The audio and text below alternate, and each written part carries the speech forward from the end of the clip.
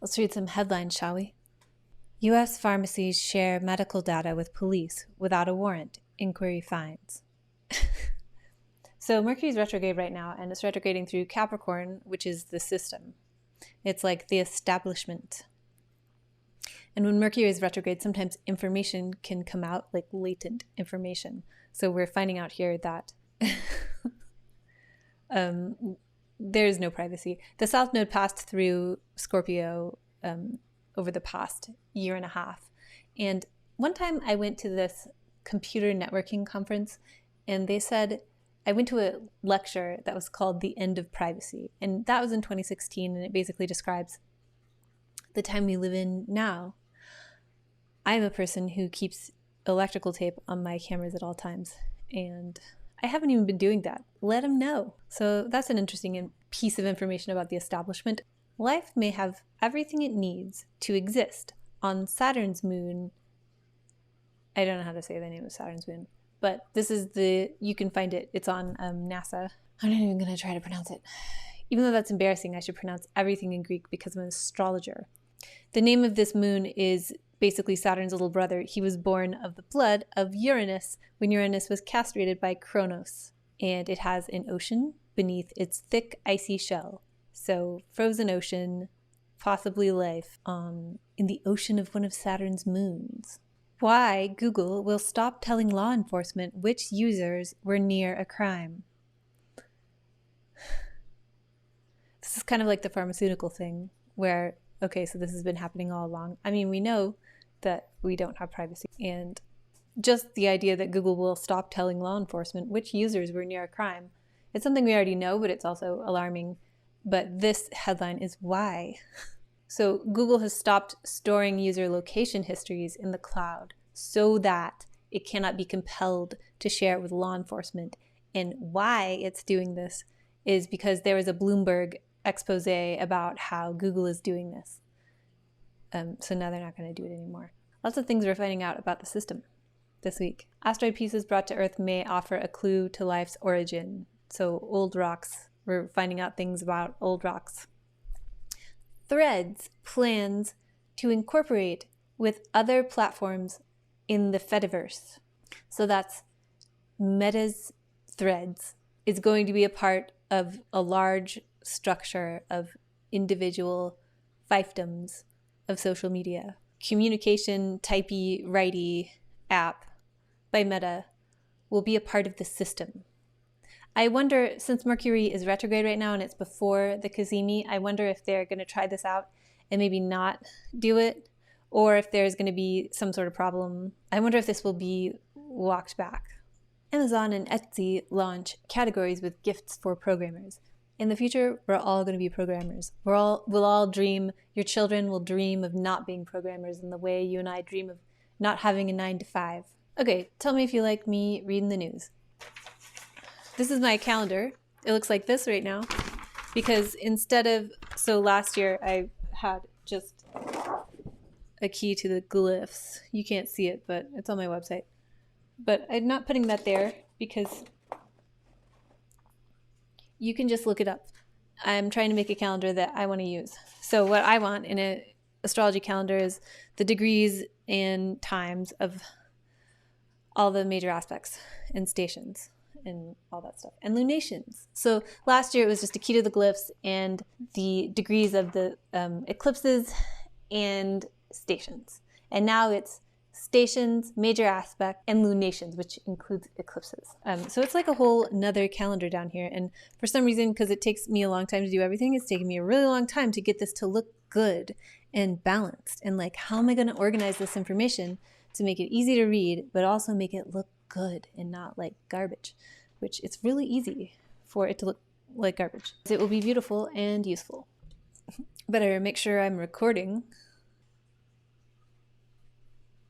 So on Monday morning, the 18th, Mercury will trine Jupiter for a second time. That's this Mercury retrograde that went from December 13th all the way through January 1st. And the shadow periods on either side of that time include major Mercury aspecting 3 of our larger planets outside the Kuiper belt. 3 times each.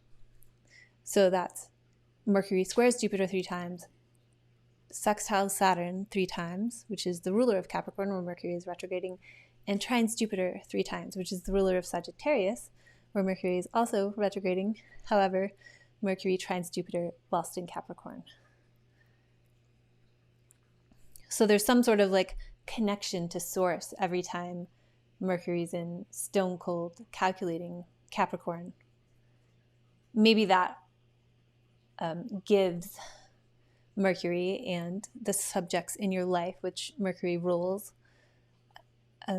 something more to work with when it moves back into Sagittarius on December 22nd. So Mercury will trine Jupiter the second of 3 times during this retrograde period on Monday, the 18th. So the first time it trined Jupiter was December 7th, and then the second time is Monday, and the third time Mercury will trine Jupiter is when it is direct again and in Capricorn again, which is January 19th. So the second pass of Mercury with Jupiter, what did we learn? There was something uplifting on the 7th, and now that's being reassessed or congealing into something. Sometimes Mercury retrograde and in shadow can bring reconnections, and so that could just be an ongoing tale of something reemerging or something that you lost that you found again. It doesn't have to be something happening and then going wrong. It could be the story of like just a revisiting of something from the deeper past in your life. It is Capricorn, which one of Saturn's signs, and it's the one that most prominently deals with the past, whereas Aquarius, Saturn's other sign, deals more with the future, although they both deal a great deal with time, because whatever you're doing right now creates the future, which is why right now is where the magic is. Mercury and Jupiter they're like the wet way and the dry way of knowing. The dry way being like study, assimilation of facts. The wet way being direct experience, wisdom developed over time, and maybe even like the type of, I want to say psychic instinctual knowing, but that's not quite it. That's more moon stuff. But a spiritual knowing, a knowing without there having to be a rational basis for it, but it's truth. And then Jupiter also can deal with subjective truths, which is why I give direct experience to Jupiter, knowing through direct experience. Although you can study things through direct experience, like an apprenticeship with Mercury. So these planets are the same, but very different. And a lot of the time they butt heads. In the zodiac, they are opposite each other and squaring each other. So there's a tension between Mercury and Jupiter, but this is a trine. So it's the best of your analysis and your direct experience.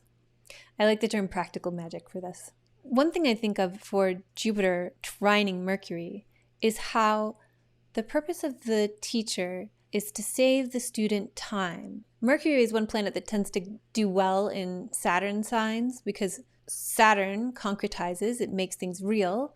Mercury likes facts and connecting those facts to discover what's real.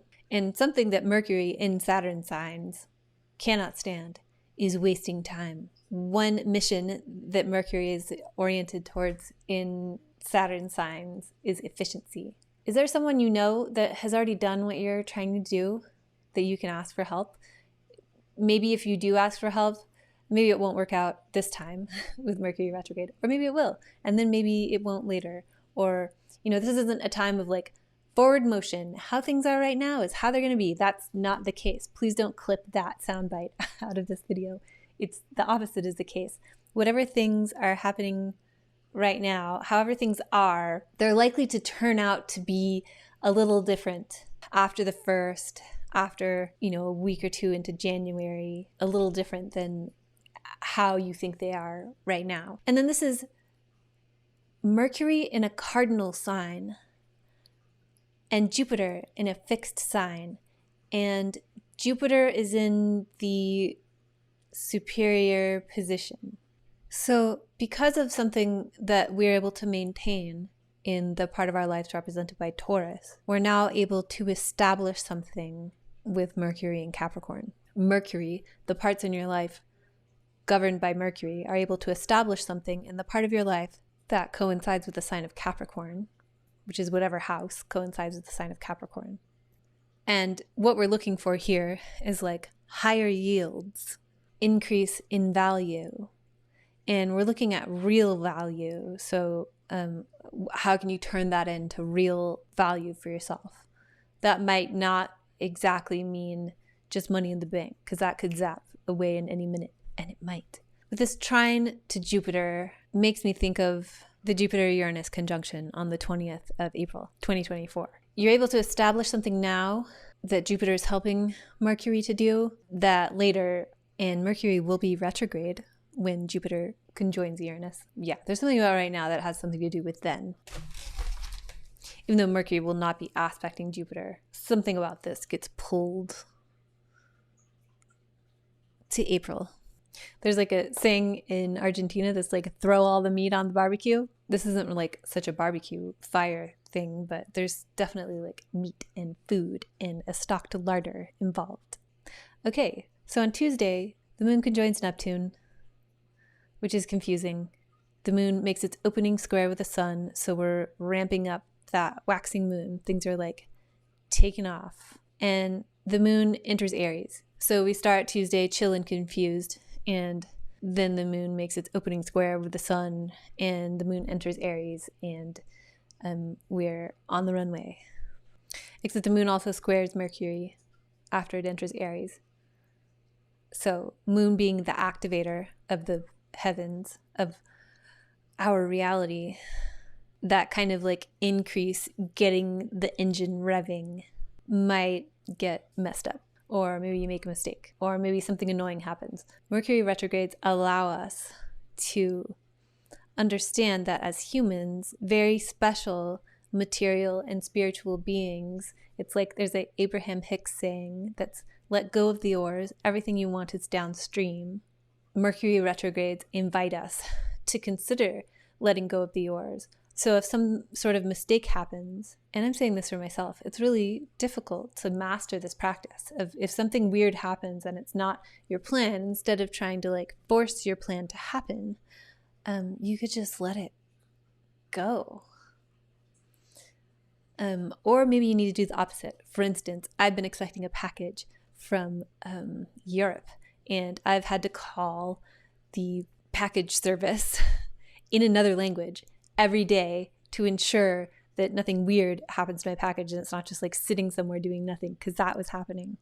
And it wasn't really an option for me to be like, okay, well, maybe I will get my package in, maybe I won't. Or maybe it was an option and I just like, it's a part of an outfit so that I need to wear for a special thing. So I don't want to have to find something different. But perhaps if I did let the package sit there, it could have been a lesson in faith, and maybe it would arrive to me with me not having to do anything. I could have saved a lot of time. Or if I also had not called Europe every single day using Google Translate to talk on the phone to people who don't speak English, which I'm very embarrassed to not speak their language. If I didn't get the package, I would have had to find something else. Perhaps I would have found something even better. So me insisting on controlling the situation, it turns out the way it turns out, but Mercury retrogrades are an invitation to consider that you might not have to control the situation as much as you think. Wednesday, nothing much happens except Venus is applying to an opposition with Uranus, and that happens late night on the West Coast. So that's something unusual out of nowhere. If you want to seek doing weird things, mixing it up on Wednesday, maybe even Tuesday night, if you want to get weird, those couple days are really weird. This is Uranus in Taurus and Venus, the ruler, in Scorpio, hungering for maybe things that are inappropriate, or perhaps to transgress a boundary of some kind. Taurus is a stable place. We want things in Taurus to be even keel and dependable. And Uranus has been going through Taurus since about 2018. So we're used to the realm of Taurus being a little all over the place lately. But late Tuesday, Wednesday, early Thursday, something that's supposed to be the same is different. Venus. So it doesn't have to result in like a love triangle. That can be the vibe. If you're not looking for change, these days are not for you. But it doesn't have to be bad either. I think I'm making it out to be bad because I have a Mars ruled Mercury, so I default to warnings and bad news. But it could also be good. It's Venus in Scorpio, it's Venus in detriment, so it's not, but opposing Uranus in Taurus. So there's some Taurus flavor. There's just something like primordial, kind of down and dirty, surprising, weird. I think of, I don't want to say it. Never mind. It's inappropriate. That's what this aspect is. It could be inappropriate, like sticking your finger in a light socket. Or it's like Alice in Wonderland. You've decided to chase the rabbit down the rabbit hole, and now you're somewhere weird. Also on Thursday, early in the morning, Mercury makes its second sextile of 3 to Saturn. So the first one was on December 1st. The second is December 21st, this Thursday. And the third one is January 18th. So what happened around December 1st? That was like a look, like almost kind of like a State of the Union address, kind of. It's kind of like that. Mercury is often in Capricorn when the State of the Union address is occurring, which is like, let me announce the status of the establishment. So, something about the state of your personal establishment, what you have established or what you're looking to establish. There was maybe an announcement or some communication around like a reckoning, like crunching the numbers. And now that's being reassessed. So it's there'll be like an eyebrow raised. Maybe it's not. I know that the plans that I had back on the 1st, the way I described how things are going to go, they're not going that way. But they could still turn out the same way you want them to. Just not, the timeline's not going to be exactly what you envisioned when Mercury was in shadow, sextiling Saturn. And now that's coming to light. But it can still work out. It's just like the path is a little longer and more winding than you imagined. And there's like an energy, Venus in a water sign contacting Uranus, and it's like Venus in Scorpio. So that's like the water in a river or like in your veins. And water is a conductor of electricity. So there's something like very sudden that like carries you maybe like really far down the rabbit hole or something.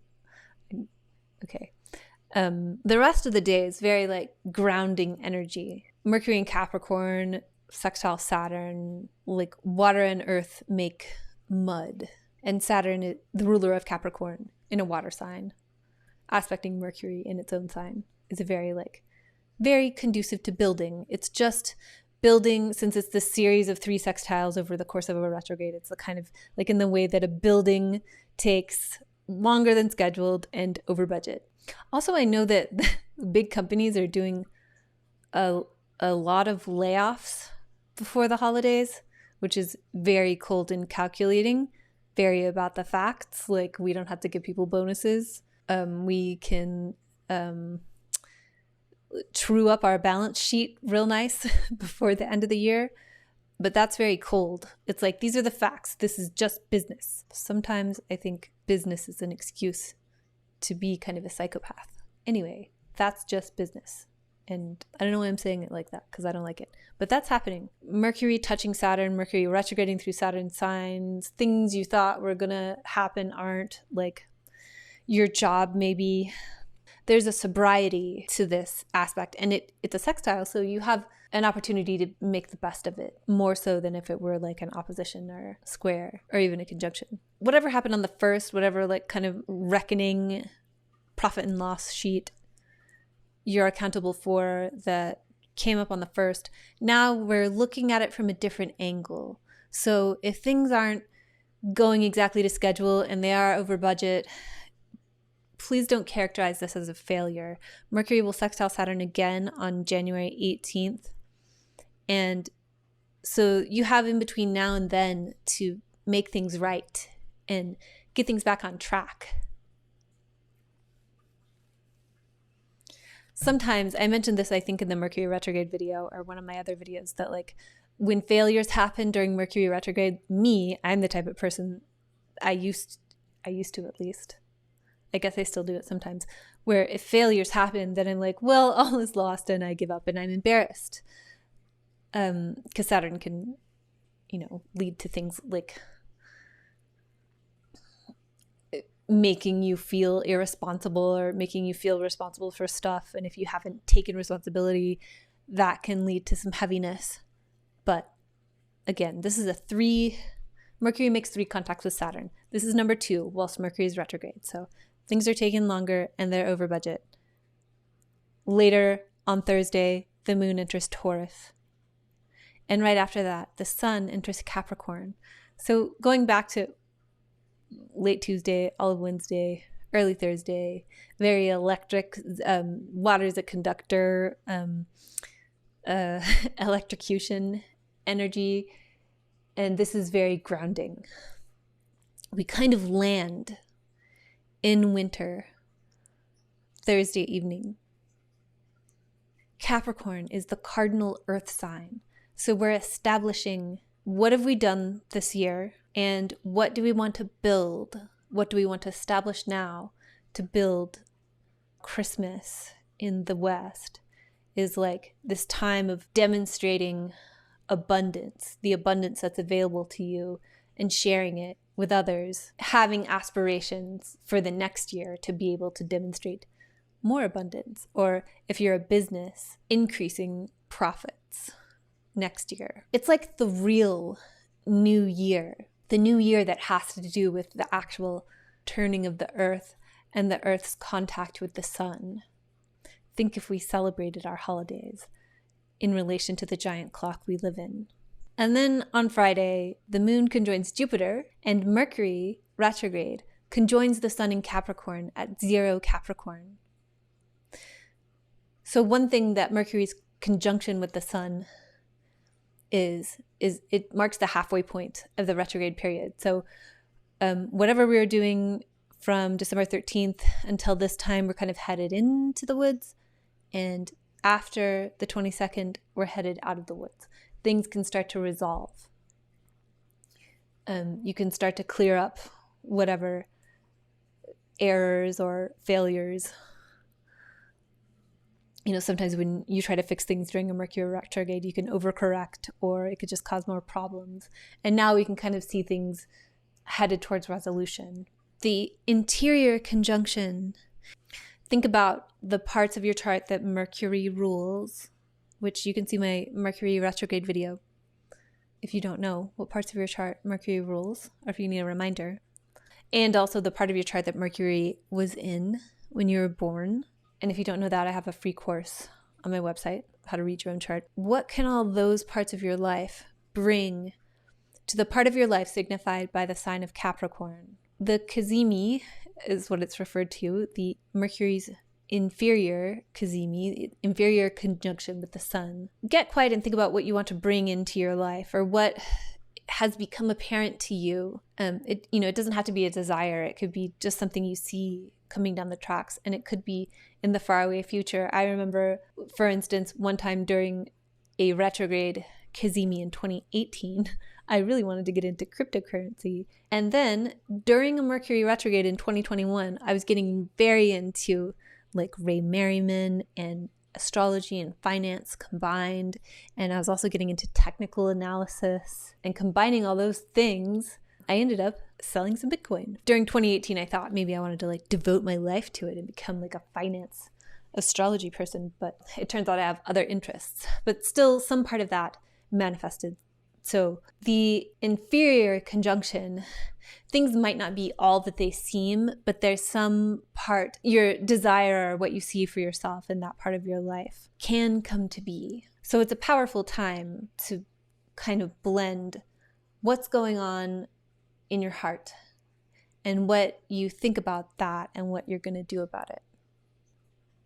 After that, Mercury moves right back into Sagittarius. So then we're revisiting November 25th through December 1st.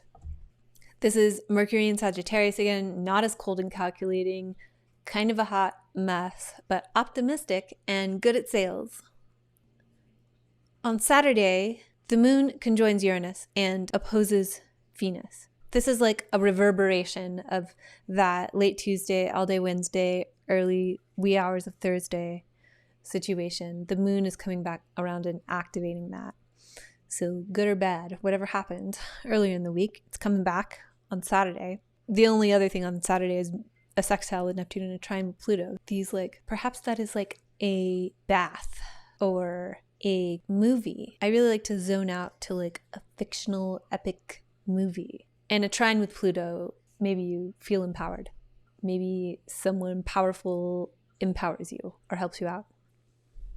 On Sunday, the moon moves into Gemini, where it's now technically, although it's pretty wide, it's opposing Mercury retrograde. And the full moon is next Tuesday. So the only other things on Sunday is the moon squares Saturn and the sun sextiles Saturn, with the sun sextiling Saturn and the moon squaring Saturn, ruled by Mercury, which is retrograde and has just left Saturn's sign. Different parts of your life are making contact with the boss. And the moon in Gemini wants to have fun and connect with people, but squaring Saturn, that's you get your phone taken away, you're grounded, or the people you want to talk to aren't available, or the chat room is empty. And then the sun making its closing sextile with Saturn. We're almost complete. We're almost at the end of another synodic cycle. Late in the winter / early spring, the sun will conjoin Saturn and start a new cycle. Look at the part of your life the sun rules. Look at the part of your life that is signified by the sign of Capricorn and Pisces, and what is being illuminated on Sunday. The sun is illuminating what you could do to take responsibility, or what maybe you haven't done to take responsibility. It's illuminating that Mercury sextile Saturn aspect, the one that happened on Thursday, but also the sequence of December 7th, this Thursday the 18th, and then January 19th. Bringing more attention to that, and maybe taking the helm on something. Maybe there's something that, since it's past the halfway point of Mercury's retrograde, there's something that you can see better and you're able to take more effective action. So next week starts off on Christmas, if you're a Western person raised in the Christian paradigm, and Venus trines Neptune on that day. So that might be that could be a pleasantly drunken Christmas. It could be like a romantic, imaginative, beautiful, spiritual Christmas. Or you might not be able to put your finger on it. But we'll talk more about it next week. Let me know if you like it when I read the news. And remember that your Wi-Fi is a camera that can see through walls.